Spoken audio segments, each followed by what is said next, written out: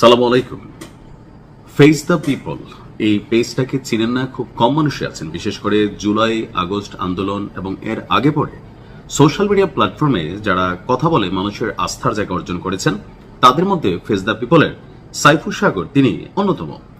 তো সময় পরিবর্তিত হয়েছে, সরকার পরিবর্তিত হয়েছে, এখন অনেকেই রাতারাতি রাজা হয়েছেন, বাঘ হয়েছেন।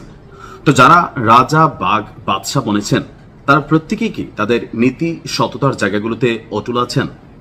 সম্প্রতি ফেস দ্য পিপলের সাইফুল সাগরের বিরুদ্ধে একটা চাঁদাবাজির মামলার দায়ের করা হয়েছে, যে মামলাটি নিয়ে ইতিমধ্যে পিবিআই কে আপনার ইনভেস্টিগেশনের জন্য দায়িত্ব দেওয়া হয়েছে। এখন তার বিরুদ্ধে যে অভিযোগ, গেল কয়েকদিন যাবত সোশ্যাল মিডিয়াতে আপনারা মাস্তুল ফাউন্ডেশন নামক একটা ফাউন্ডেশনের কিছু ভিডিও আপনারা দেখতে পেয়েছেন নিশ্চয়ই ইতিমধ্যে। আমিও দেখেছি, যেখানে সাইফুল সাগরের কিছু ভয়েস শোনা যাচ্ছিল।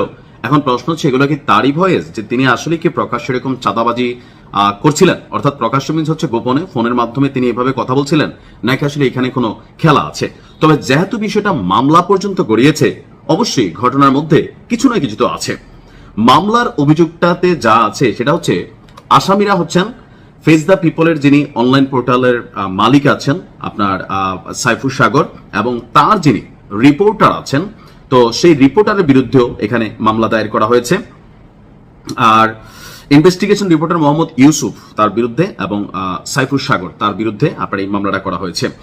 তদন্ত করে প্রতিবেদন দাখিলের নির্দেশ দিয়েছে আদালত। আর আজকে সকালে ঢাকার মেট্রোপলিটন ম্যাজিস্ট্রেট হাসিবুজ্জামানের আদালতে মাস্তুল ফাউন্ডেশনের পক্ষে আবু মোহাম্মদ কামরুজ্জামান এই মামলাটির আবেদন করেন। আদালত বাদীর জবানবন্দি রেকর্ড করে আদেশ অপেক্ষমান রাখেন। পরে বিকেলে পিবিআই কে মামলাটি তদন্ত করে আগামী 10ই আগস্ট আপনার প্রতিবেদন দাখিলের নির্দেশ দিয়েছেন।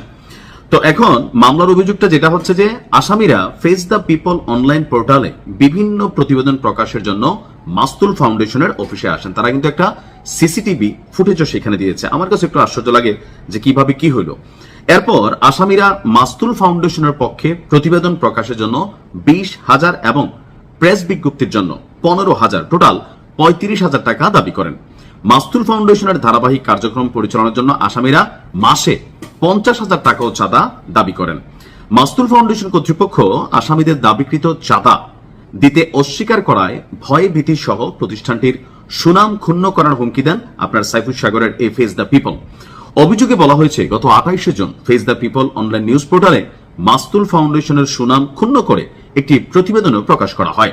এর ফলে প্রতিবেদনটি 20 কোটি টাকা মানহানির আপনার ঘটনা ঘটেছে। এখন এই মাস্তুল ফাউন্ডেশন আসলে কি?